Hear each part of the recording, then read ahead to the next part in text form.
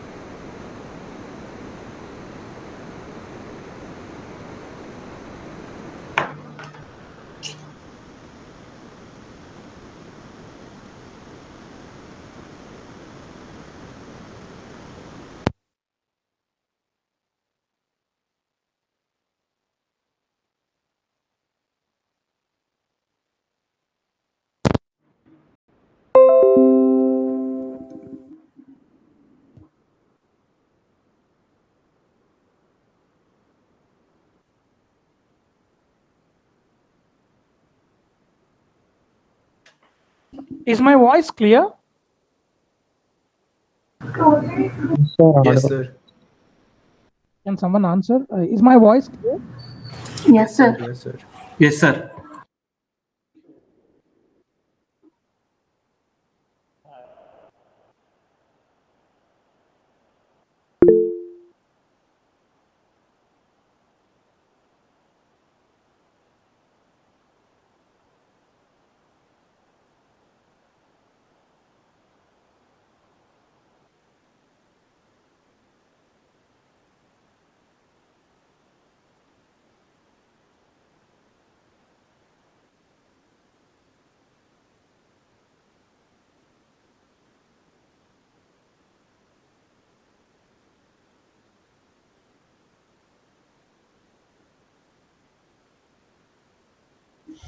So is there any difference between the earlier voice and this one?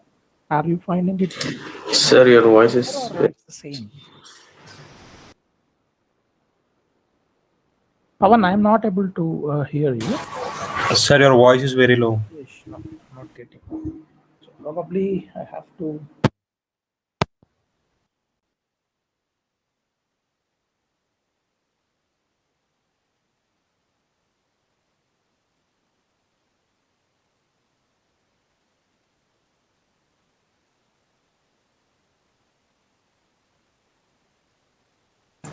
Is my voice very low now? Now It it's is fine. fine now. Jayesh, can you tell me now? Yes, sir, it is fine now. So is it better than earlier voice? I mean, Yes, sir. Yes, sir. Previous one was very low, sir. not today, everyday thing I'm asking. No, no. Every day it is fine, and it is fine now. Like. Okay, fine. So 57, okay, 8, already 10 minutes, it's getting. So let's not waste our time and get into the topic. So any doubts so far, whatever has happened so far? So you can ask me.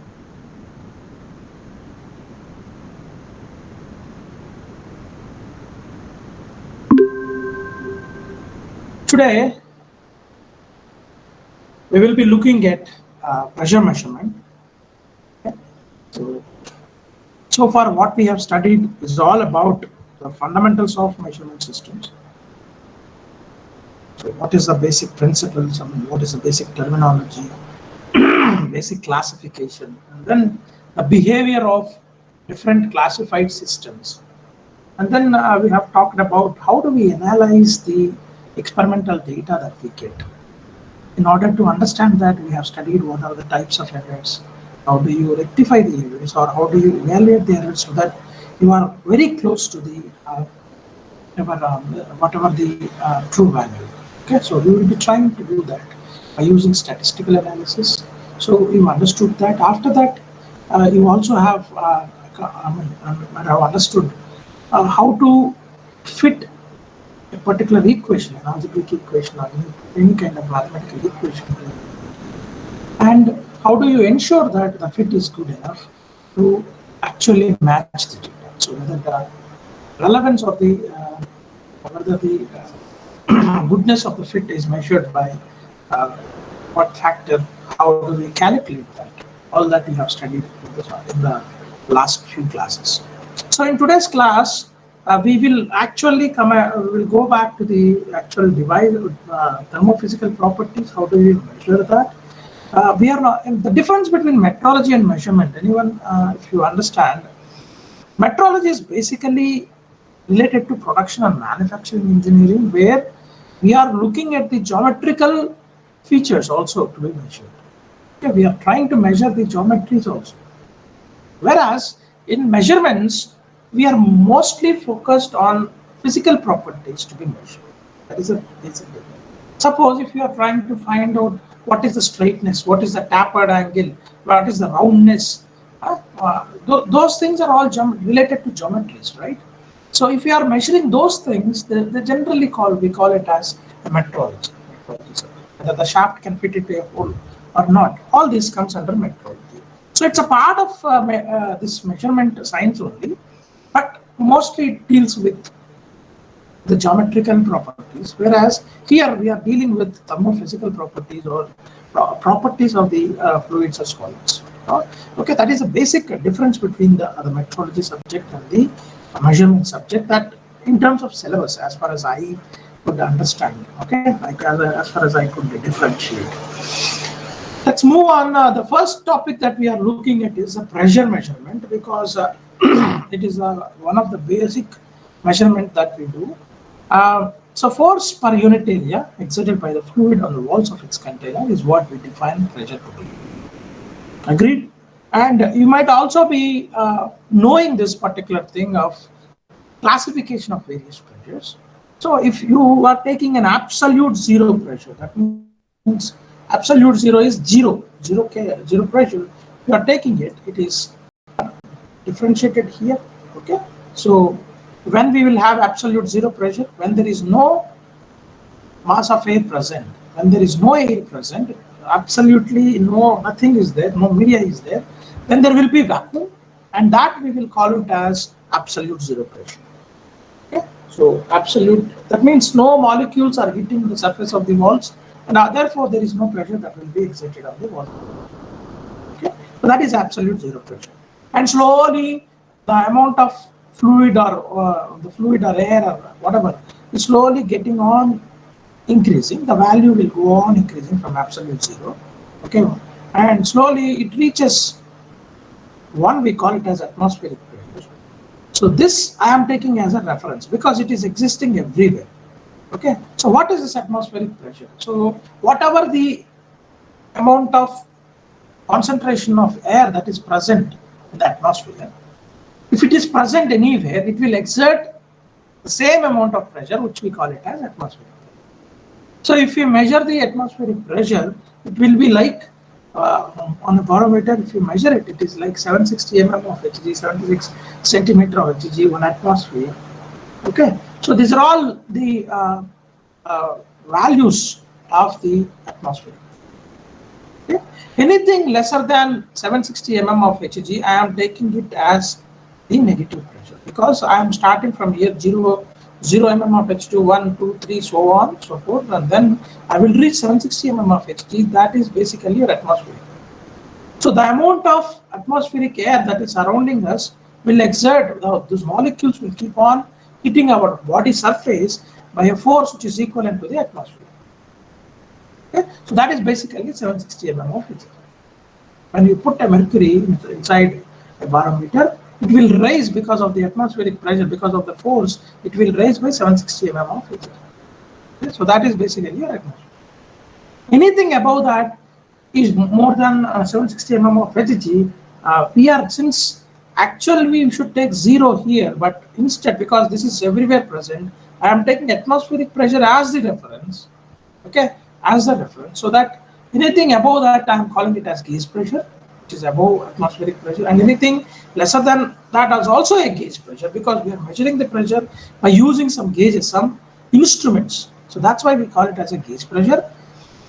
But this pressure we call it as negative pressure, pressure below atmospheric pressure. we call it as negative pressure. Okay. So why we call it as a gauge pressure? Can anyone tell me why we have to take atmospheric pressure as a reference pressure? Suppose if we take zero pressure, what happens is in the instrument you have to give the values from 0 to the longest, to the range of the instrument. That means from the absolute 0 to the suppose 2 atmosphere, you have to give more graduated scales. Is that the only thing that you find difficult when measuring the zero pressure? Is that the only thing?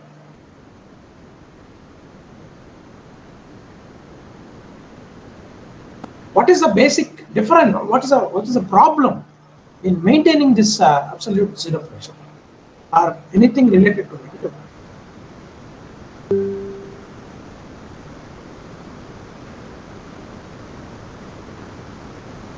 In an instrument, suppose I want to maintain this pressure which is less than atmospheric pressure. Okay. So what is the difficulty? Just think here. If you think, you'll get. Suppose if air enters into the system, atmospheric air, then obviously it will exert atmospheric pressure. Correct? Now you can answer.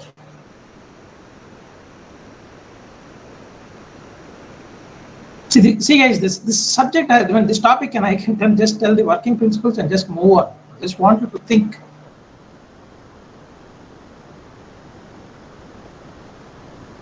Is there anyone answering it? I am not able to listen. Actually. Sir, actually we need to build up a setup which will resist that such pressure. Means if we are to maintain a pressure below atmospheric pressure, then like our setup should be strong enough to withstand the outside pressures. No, why it will be, what strongness that you require? You are measuring so much higher pressures, right? See, if you are measuring any pressure above atmospheric pressure, then it should be even stronger. And you can buy this, why cannot you do this? The same instrument. Why you actually have to differentiate? The range and accuracy of each instrument will have to be different. Range can be different, but eye accuracy has to be different. It can be 1 mm of Hg. Correct. Why it has to be different? Just think there is a simple thing, simple answer to this. No, I meant range and sensitivity. Whatever, for both we can give. That is not the fundamental difference. There is a fundamental difference. If atmospheric air enters, then it is atmospheric pressure. That is the clue that I am giving. Now you can tell me.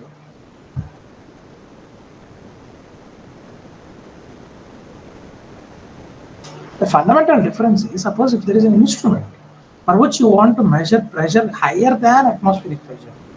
Okay, you have to pump the air or fluid which is higher than atmospheric. Okay, this has to be higher. But when you want to measure the gauge pressure, no atmospheric pressure should be there. No atmospheric air should be there. So you should be evacuating it. It is nothing but your vacuum. So to maintain a vacuum, it's a different process, and it's very difficult actually to create vacuum. Okay, for measuring devices and all. Are you able to understand?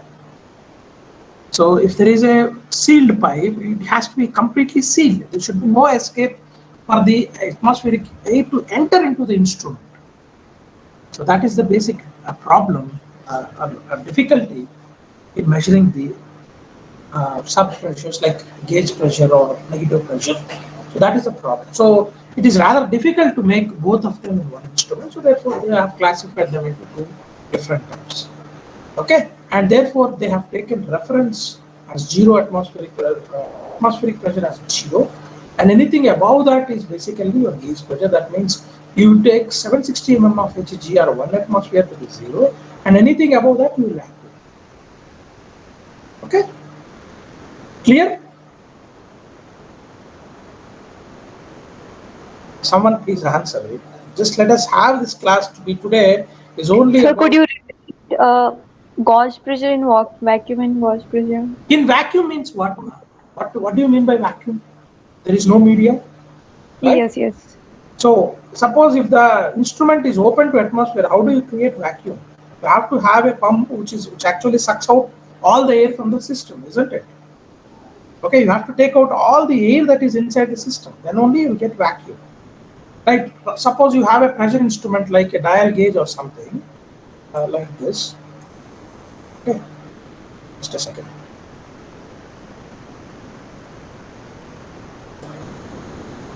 You have, for example, you have a dial system like this, and there is some inlet to this. Okay, so what happens? Suppose you go to cycle puncture where you measure it, you will have this kind of a dial gauge, right? Okay, cycle tire tube pressure, if you see. So the tire you will be keeping it here. So the amount of air that is inside will go into this, and by some means it will move the reading, and so therefore you are getting the reading. So whatever the pressure inside the cycle tube, it is higher than this pressure, so it actually pushes this one to here. Now the same system, if I want to use for another vacuum system to measure, the air has to be sucked in, the air has to be taken out. That is very difficult. That is what I am saying. So for this, you need a special pump and all to evacuate this. It should be tightly sealed. Otherwise, the atmospheric pressure simply gets in. Your pressure will vary. It will become zero. That will be atmospheric pressure. Are you getting me? So to maintain vacuum, you have to make sure that atmospheric air doesn't enter into it. So that control is very difficult. It's not. So that's why it is very rather difficult to make one simple system. शुरुआत में बिठा दिया करो, बाद में मन नहीं लगता। आते 11 बजे मैं उनको बिठा देता 11 का हो, सब आते हैं फिर बिठाते हैं उसको, फिर वो खेलने हो जाता है। Someone please unmute. वही कर, इसको पहले बिठा दो। वक्त आए तो फिर सुनाई नहीं दे रहा है कुछ।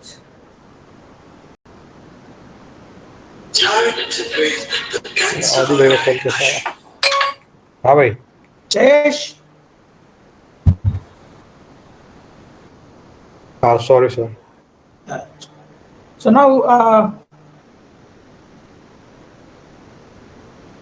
is it clear what I wanted to convey? Got it? Okay, that is a problem in this particular measuring instruments, to have the same instrument for both above pressure, gauge pressure positive, and then negative pressure to be maintained. The negative pressure maintenance, you should have. You should make sure that it will be properly sealed. Okay. So what are the pressure standards? Now, in the earlier classes, you have understood that for negating or taking out the effect of fixed errors, bias errors, or systematic errors, have to calibrate the instrument. Right.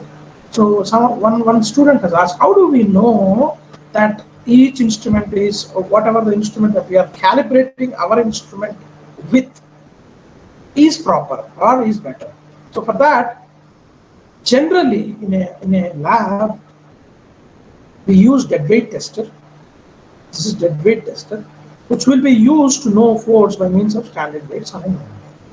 It works based on the principle that force on a known area. By putting a known weights on a known area, we will be trying to compare this calibration. That pressure that is given by the instrument is correct or not. So you have a dial gauge which you want to study, which you want to actually. So you just imagine that this is the dial gauge. So since I am drawing with my mouse, it is not. Imagine that this is a dial gauge, okay, and this one. So you want to find out whether this instrument is working fine or not. So whatever that I am giving as an input, it is showing correct pressure or not. So for that I need a dead weight test. How it works and all I will come to know. And we also have liquid column testers. Okay, so we will come back to that. How do we deal with these liquid column testers and all. Okay, so why do we require measurement of pressure? So we know that it is an important property in the thermodynamic system to define a particular thermodynamic system, volume and temperature. These three are the most important properties. Therefore, and as a thermal engineer, you have to know these three things. Pressure is one of the important quantity or parameter that requires to be measured to define the system, state of a system. Define the state of a system. Second one, as you know, it's an important process parameter. So depending on the pressure in an industrial segment or in an industrial thing, depending on the pressure, your product will change, will keep on changing. For example, plastic or something, you have to apply to get some fixed strength and all, you need to apply a particular amount of pressure. At that pressure, at that temperature, it will work. So basically, it is a controlling parameter. It's a process parameter.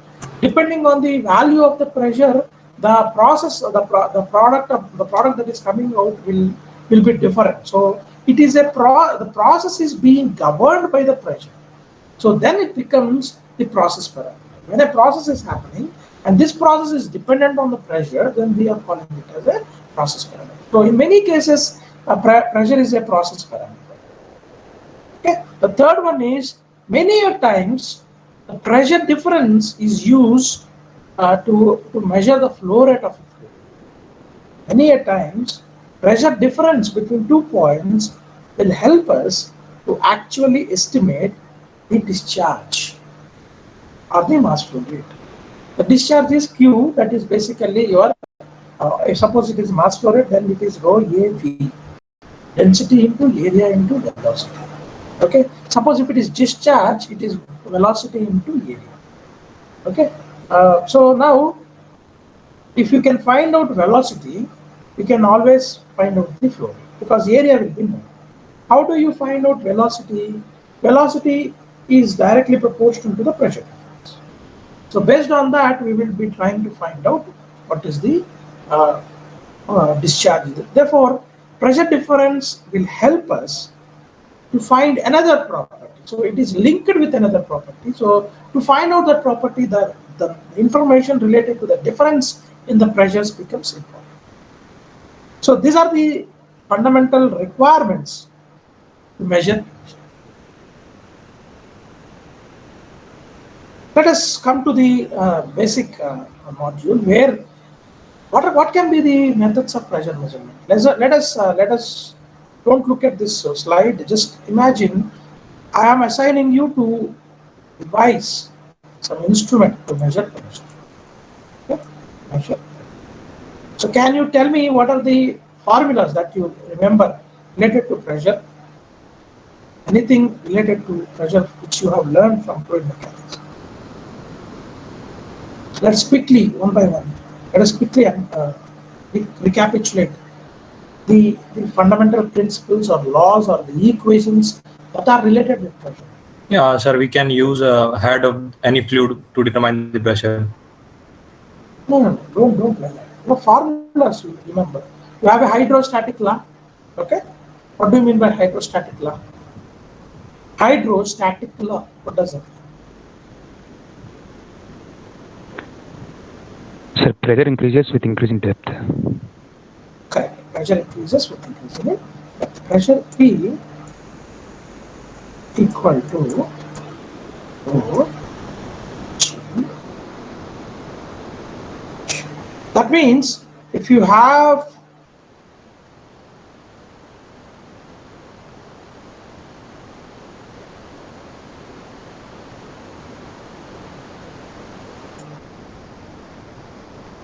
okay, imagine that this is having water or something up to this level. Imagine that this is how it is. Similarly, same amount of level here. The both heights are same, but the cross sections are varying.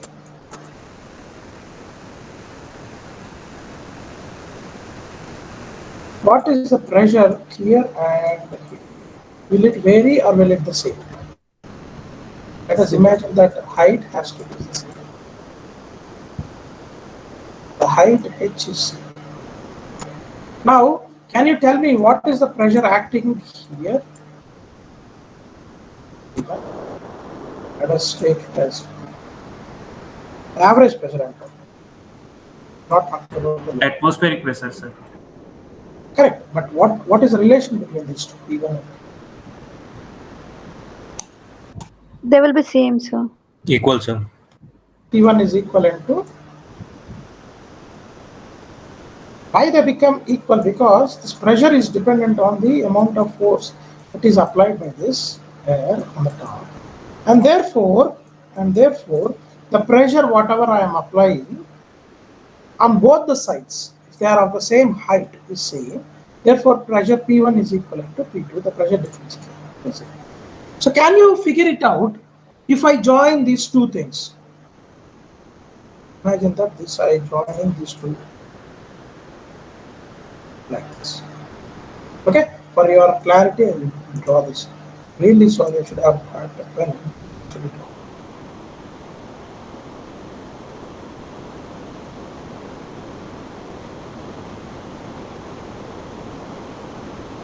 Now what I'm trying to do is, I'm trying to devise to this, and I am having a liquid.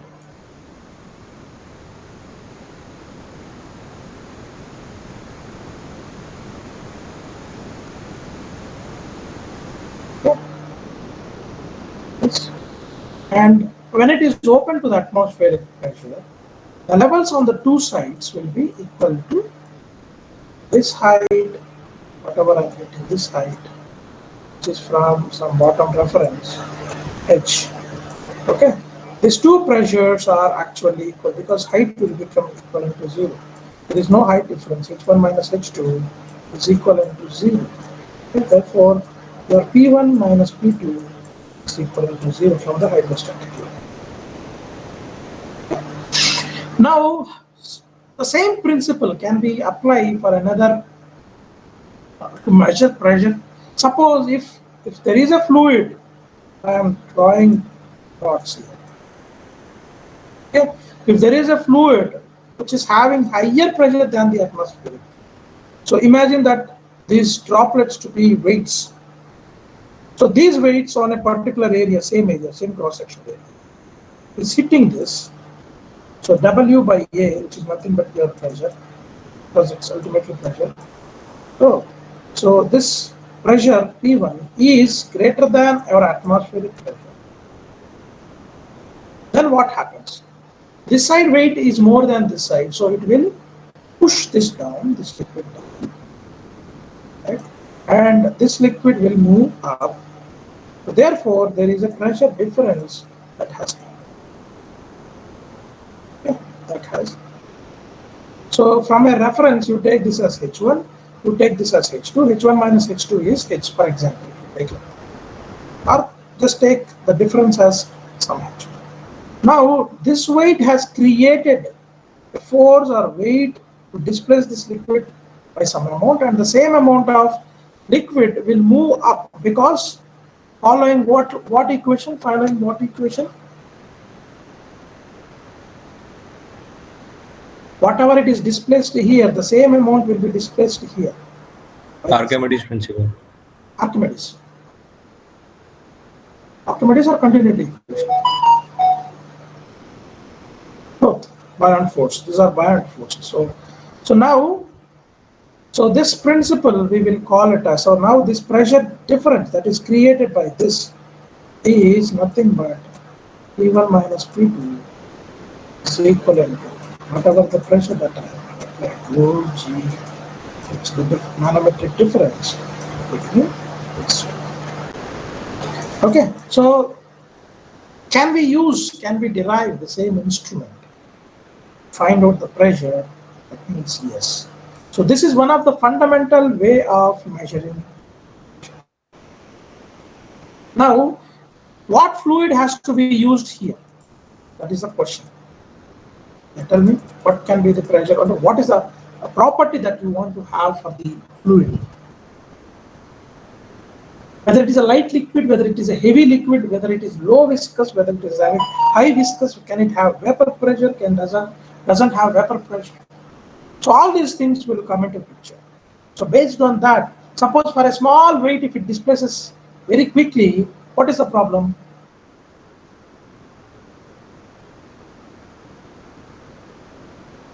problem of getting spill out also.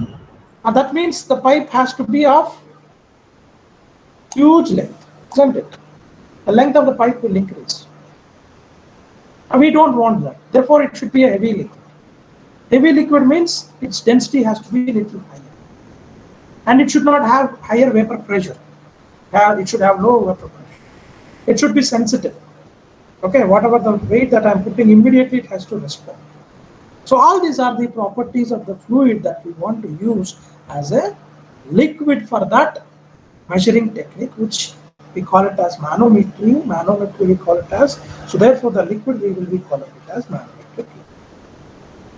Okay, once we get into the details, now suppose if the instrument is used in water, what happens? It has to go out to be higher. So why equal area has to be given? Why not an area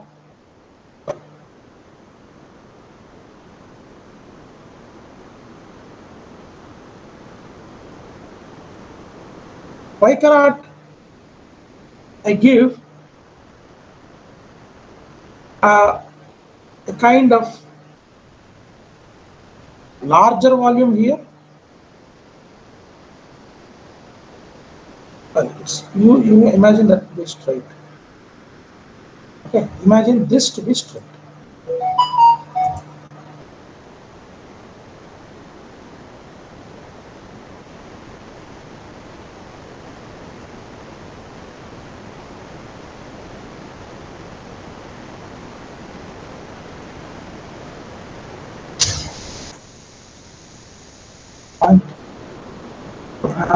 What I'm saying is I don't have a uniform thing.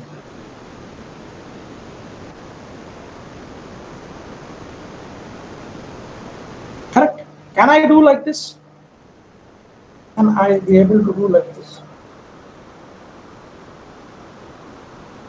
What is the difference in the previous one and this one? The area of the tube is varying. This area is varying and pressure is directly proportional, inversely proportional to the area. Okay, force per unit area. So the more pressure you use here also, even there is a small deflection over it, the more amount of forces can be measured. So this is one purpose. So instead of a long pipe, I made it to be the width of the tank has increased such that it can be measured for measuring higher pressures. And another thing can also be done. Why it has to be exactly vertical? Why can't I make this tube, whatever I am using, to be inclined? What happens if I incline it? The length of the pipe can be increased compared to vertical. Okay? If I keep it vertical, its length can be reduced. So this one will have more length. So to accommodate more pressures, I can do this. All this they have already done. They have studied all this. So the principle here is we are actually balancing the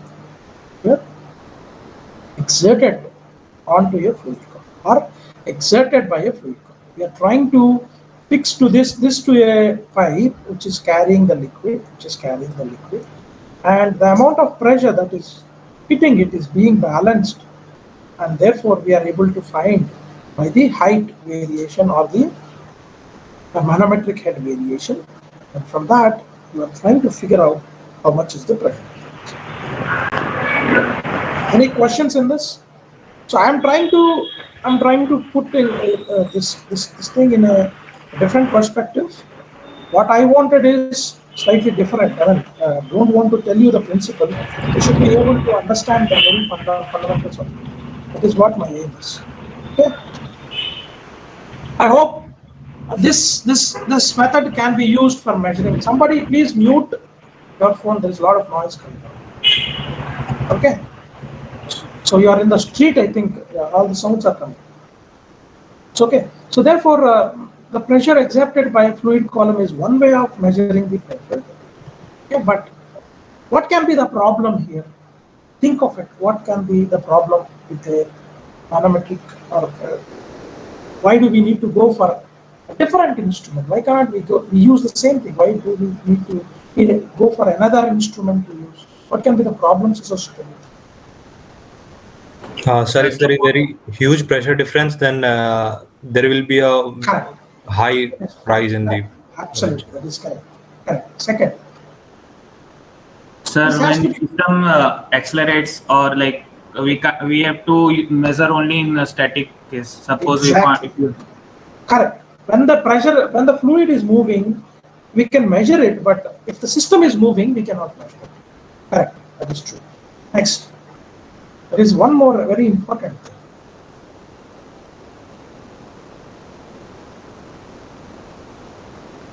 See, it has to be the pressure heights has to be measured, right? The pressure heights has to be measured. So for measuring the liquid heights, it has to be opaque to us. We should be able to see this properly.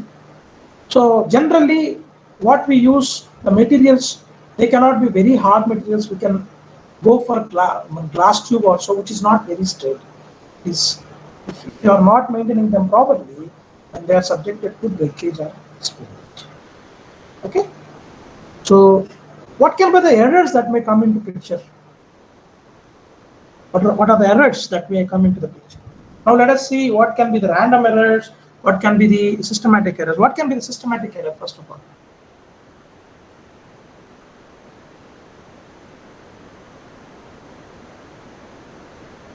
Sir, if the tubes are not perfectly vertical, or then it can give the errors. Both of them, you are saying, yeah, the reading the height, the measurement of height, even if you are not able to take, then automatically error will come. So you have to make them that they are aligned properly. Number two, we have to take the reading without any parallax error. So you have to be at the level without your eye vision to be at some angular. Okay, your eye it should be in line with the level of the liquid, so that there won't be any parallax error. It should not be angled. It should not view from some angle.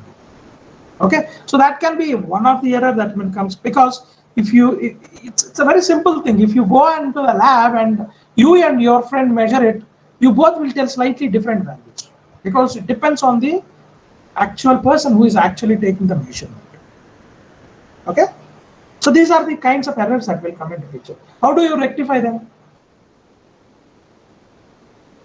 How do you rectify? Same person has to take the same readings every time. Okay, there may be a standard error that you can rectify later. Okay, so that is one thing, because each reading, if someone takes every time, then it will be right. It becomes random in nature and it becomes difficult to measure. Whereas if the same person is doing the same thing, then kind of some way in the same direction, it becomes a systematic. Okay, grossly you can say what can be the error. Okay, so these are some of the methods, so some of the errors that may be associated with this kind of measurement. We have also dealt with the problems associated with it. It cannot be easily mobile, because the manometric liquid mercury is dangerous basically if it comes out of the thing. So you have to every time take position and then put the manometric liquid there, and it is not mobile in nature. The mobility for this instrument is very less, and it has to be very carefully taken and measured. So these are all the problems that were associated. So people have tried another methods how we can measure the pressure. So the next one is the elastic deformation of elements. So suppose by applying pressure, the elements, because it becomes elastic in nature and then it deforms elastically. That means when you apply the pressure, it expands, and then when you take out, it will come back to its original position. So taking the elastic nature into picture, if you are designing an instrument, so we can also measure pressure. So elastic nature means was deformation, some kind of deformation because of the pressure measure, because of the increased amount of pressure, because of the extra pressure, there is some deformation that will happen. And whatever the deformation that is happening because of the applied pressure, we are converting into a pointer reading or marker reading on a dial, so that we are actually correlating it to be your pressure. For example, if zero displacement, there is zero pressure. That means atmospheric pressure. If there is 2 mm variation, okay, it may be angular variation or it may be linear displacement, whatever. So if it varies by 1 degree, 1 mm of Hg, you can correlate. So you are actually finding a relation between the pressure versus this displacement of the air. Maybe angular displacement or linear displacement. So that these two we are kind of having a relation, and from that we are actually devising an instrument. So those instruments will work on this principle called as measurement of elastic deformation of elements. That is the second kind of elements that we have.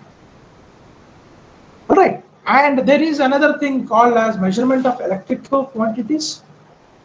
For example, due to the pressure, if the electrical quantities like current or voltage are getting affected, and if you can find out the relation between these two, okay, because of the pressure and because of the between the voltage or current, if you know there is a relation between these two, you can always find out what is the pressure. So as far as we know so far, we have these 3 kind of principles to actually measure pressure. And based on these, different companies will provide different things, but mostly these are the 3 principles based on which people have devised this pressure measure. Is there any comment there? I heard something. Is there any comment? No, sir. Right. So let us look at the different pressure gauges and their ranges. This is very important. You can look at that. One is the ionization gauge. Ionization gauge means we are measuring what pressures. Look at that. You are measuring 10 power minus 8 to 10 power minus 3 torrs. That means 1 mm of mercury column is equivalent to 1 torr when it is in vacuum. So 10 power minus 8 to 10 power minus 3. So very low vacuum pressures, negative pressures are being measured with the help of ionization gauge. Okay? And ionization itself, it will tell you the gas is ionized, and depending on how much attenuation it is happening, based on that you are trying to figure out how much is the pressure. Second one is 10 power minus 4 to 1. 1 is what? Upper limit. So that means 1 atmosphere, almost close to the atmospheric pressure. We are using Pirani gauge. Okay, Pirani gauge we will use. And then McLeod gauge is another mostly used vacuum gauge whose range is 10 power minus 6 to 1. Manometer we can use from 0.01 to 10 power 4. Slightly lesser than atmospheric pressure we can use, but that will be, in general, we will go with up to atmospheric pressure only, because we are creating the atmosphere. We are actually balancing with the atmospheric pressure. So if you want to go for 10 power minus 1, you have to deal with very low pressures on the other side. Second one is piezoelectric transducers, which are these transducers, piezoelectric transducers, you can see.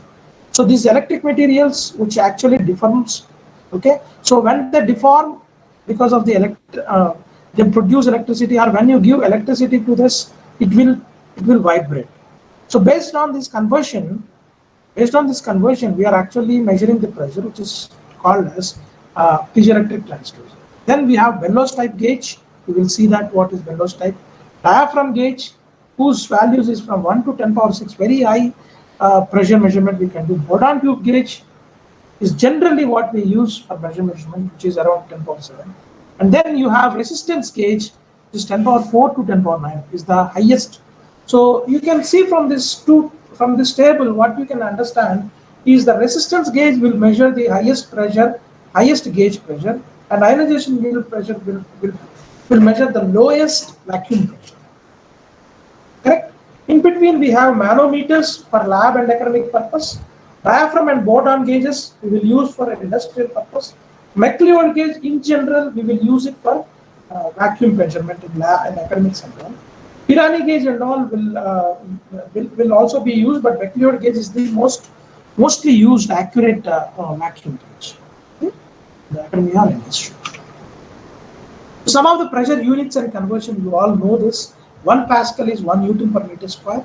1 atmospheric pressure is basically 760 mm of Hg. So if you apply 1 atmospheric pressure, that means because of the air surface or over the liquid, if the liquid raises by 760 mm of, if the mercury raises within the tube by 760 mm of Hg, 760 mm, then we call it as atmospheric pressure, which can also be converted in the form of pascals in equal to 1.013 to the power 5 pascals.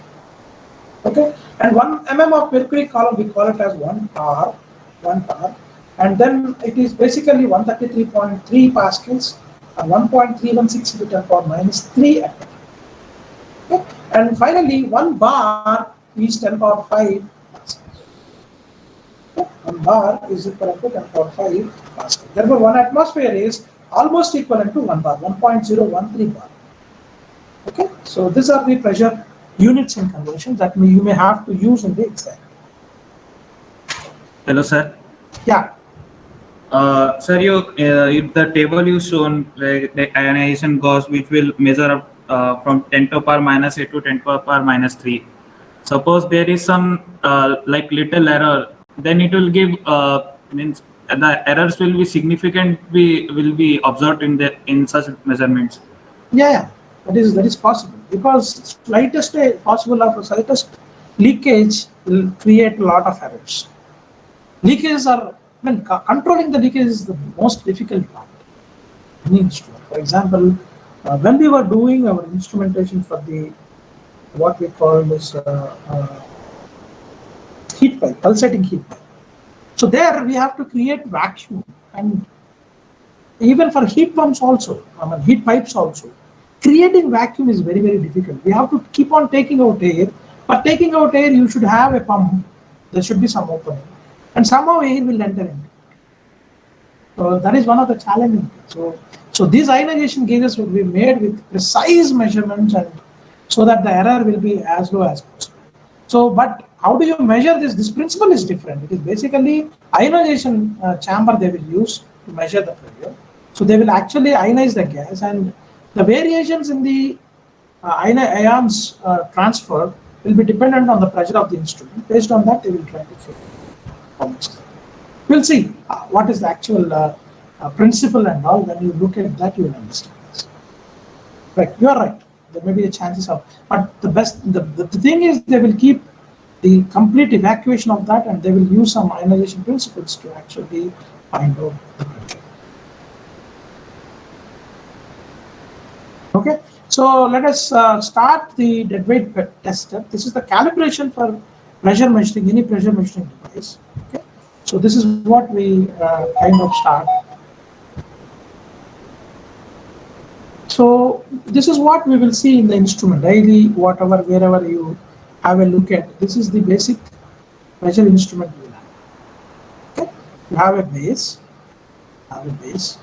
with 4 leveling screws. You can see that is leveling screws, so that you have to absolutely make sure that it is horizontal in nature. So these leveling screws are given because sometimes the stand where we keep this instrument may not be actually flat. So to make sure that it is absolutely flat, we use this. Okay, and you can see that there is a piston over here. There is a piston which can be, by rotating this, it can move forward. By rotating in the anti-clockwise direction, this will. And there is a liquid column which will be flowing through to this pipe, and through to this pipe. And there is an oil reservoir over here. There is an oil reservoir. So any extra thing will be moved into this.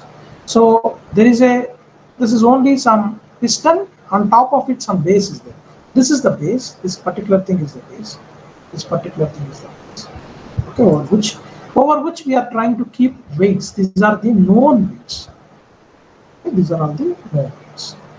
Okay, now looking at that, this is the dial gauge I want to actually calibrate. So that means I bought this from the outside, from some manufacturer. Okay, this instrument I have brought, and it has some graduated scales, which will help us whenever there is a flow of liquid or fluid into this dial gauge will move, and we will be able to find out what is the pressure. But how do we ensure that this is giving accurate results, precise results? So for that, we have to calibrate that. As I told you, for calibrating, you should be knowing the known weights. Whatever the inputs that you are giving, you should be knowing. So these are the weights that I have. Okay, so these are perfect and precise values. So these are not outside available weights and all. These are actually very precise ones, accurate measurement system, measured values. So they may be there, and you want to try, since you are putting the values over here and you know the liquid over here, it is actually applying some pressure onto this, and you are applying suitable pressure onto this such that it will float again. That means it balances the weight that is falling onto the column of liquid here. So there is some liquid that is in the tubes. I will show you the picture. So there is some liquid which is closing here. So when I put this amount of liquid over here, what happens? It will go down, and I am trying to rotate this to the forward direction such that the pressure will be higher. So therefore, this liquid will move again, balance this pressure. Therefore, it will kind of manage this pressure over here. Okay. So when it floats, when these weights float, what does that mean? When this weight floats, the pressure applied by the liquid is actually equal to the weight applied from the top. The pressure applied from the bottom of the liquid becomes equal to the top weight applied from the top. So then at that point of time, this will show you some reading, and this reading and this weight by area should be, when you calculate this, they both should be equal, or whatever the value difference that we are having, that error we will note down. That error will help us to find out the true value. This is the calibration principle. So all these materials are made with high quality materials, so that the uncertainty with the measurement will be as low as possible, and we can use this for a long-term stability. So that is the basic utilization of this particular dead weight testing. The name itself is saying if we are using dead weights. Dead weights means standard static known weights, and with the help of that we are actually testing measuring instrument. So that's why it is called as dead weight test. This is a calibration instrument. This is basically used for calibrating the pressure measuring devices. So we have time. Sir, Yeah. we have an handle here, no, sir. By rotating that, whatever the pressure we apply, is that shown in the dial gauge? No. It will not. It will be showing, but when these two becomes equal, so the height should be equal, right? So the pressure, whatever I'm applying, it will be equally displaced onto this and this, right? I'm applying pressure, it will not, because they both are at the same distance. So whatever the pressure that I'm applying, it will be applied onto both the liquids, right? So when it balances this, the same amount of fluid will go into this. So there is an oil reservoir here. So whatever this liquid, because of the pressure, because of this push, some amount of fluid will go to this side, some amount of fluid, because the same pressure is applied. So when it floats, the pressure of the fluid will also be on the same side, right? So when it is going to this side, it will balance the weight, it will float. This weight will float. That means it is not coming down, it is actually on the liquid, it balances. So then on this side also, it is the same pressure that is being applied onto the dial gauge. Otherwise, how do you know that this pressure and this pressure is same?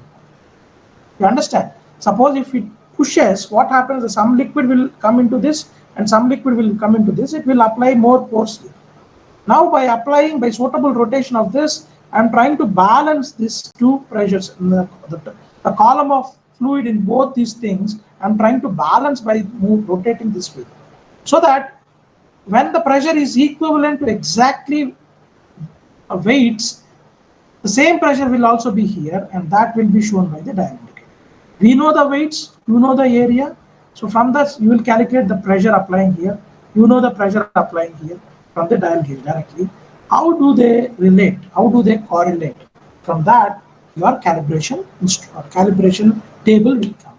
From that, you will draw a graph, do a regression analysis, draw an equation. That is your calibration equation.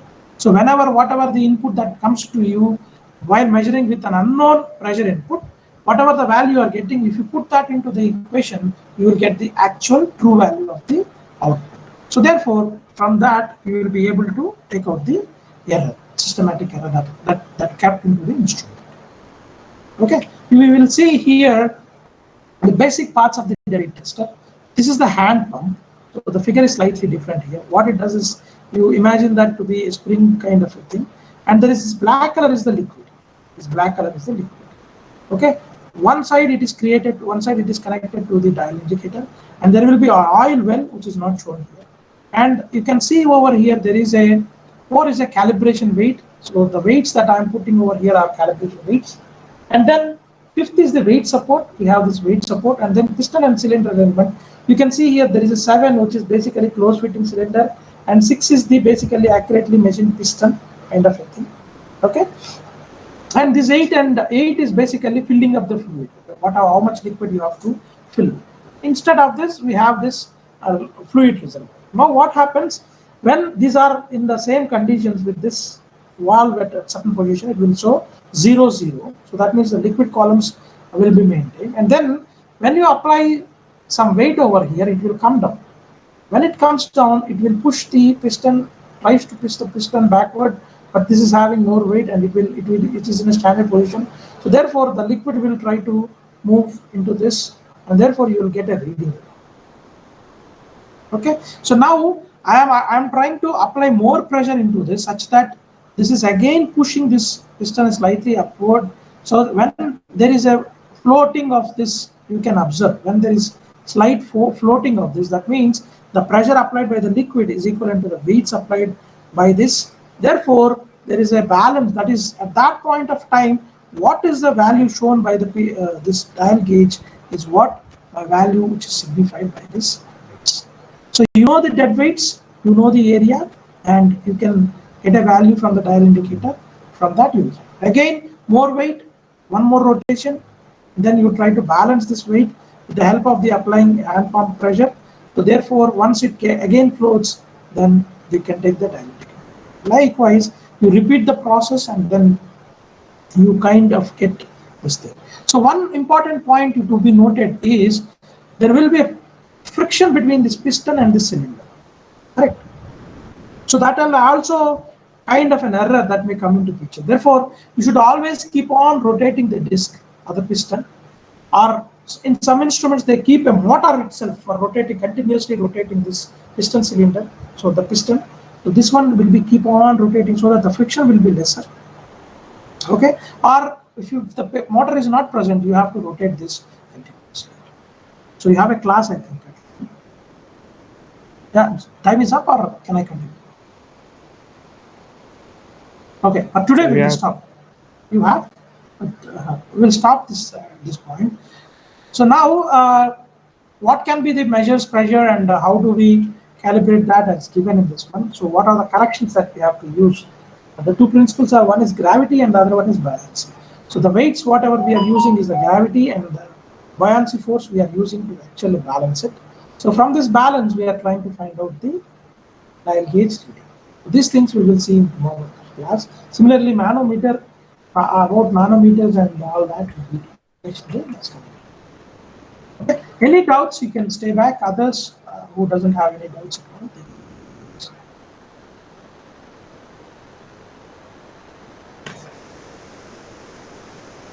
the thing is, you please go, and there are a lot of recordings available about the dead weight tester in basically YouTube. You can see so many lab kind of in actual industries, how do they measure the calibrate the instrument is available.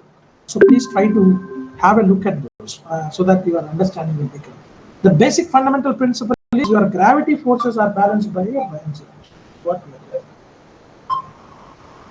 Clear? Sir, the spigo sir, the instrument which we use to measure BP, is which type of pressure gets, sir? You're asking about the BP thing, huh? The BP device. Yeah. In medical, we use, sir, for measuring BP. Amarnath, seriously, I have not thought of it. I will let you know in tomorrow's class. I don't know. Okay, sir. But because the principle I have to know, unfortunately, I don't know the principle. Yeah, that's a good question because I never thought of it actually. So I will let. If I know the principle, then we can figure it out. It's basically you are trying to pump the air so that it will, the liquid will rise and then you will suddenly lose it, right? Let me go through it and then I will come back to you. I will tell you this. Okay, please, if I forget it, please let me know. In the next class, I will definitely answer. Yes, sir. Good question, Aman. This is what I actually expect. If I tell you the same things again and again, I mean, there is no point in just telling you the working principles. So you should be in a position. The aim of this measurements class is you have to think from the start. Now, why I asked you to write down the principle, hydrostatic principle, because that's how you will start when you are trying to devise a new instrument. That's where how you will try to start it, right? So you have to have that habit. What are the fundamentals? From what form to what form I can convert, and how much should be the calibration? Those things, I mean, how they are related, not calibration. So from that, you will try to have the transducers, the mechanisms, and all. So the fundamental is you should have the laws, whatever the governing laws, you should be knowing them properly. The relations, you should be knowing them properly. And that you will be able to. I hope you appreciate this class actually. So it's just a working principle. I just thought of teaching that in a separate way. So I think it get into your.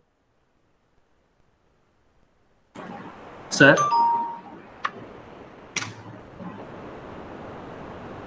Tell me, Amanda. Sir, the pitot-static tube which we use means in commercially we use in during airplanes.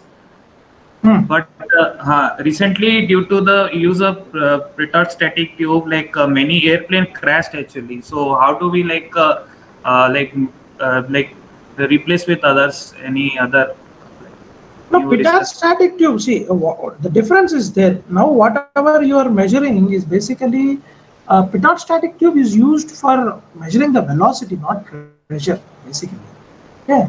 How do we do that is basically on the principle of this only. There is a static pressure and there is a dynamic pressure. Okay, the difference of this will give you the velocity. And I'm not sure what problem has come in that measurement. I also have to look at it, but generally that is used to measure velocity, stagnation pressure, and dynamic pressure. You will calculate from that, and then you try to find out the velocity of the flow. Okay, so it's not that, it doesn't come under the pressure measurement device. It comes under the velocity measurement. Ultimately, you have two pressures, right? When the fluid is in static condition, what is the pressure it is? When it is moving, what is the pressure that it is acting? So those two pressures we are kind of finding out, and the summation of that will give you the total pressure. Okay, and from the total pressure only we are deriving the velocity. So your question is like, so what is the problem in that pitot-static tube, or what is that you are asking? You are asking that what can be the alternative? What can be the alternative for finding out the cost? Yeah. Yes. That also right now I don't have answer. Now I have to look at that. I don't have answer right now. Okay, so we have for velocity measurements we have so many devices like hot wire anemometer, which can make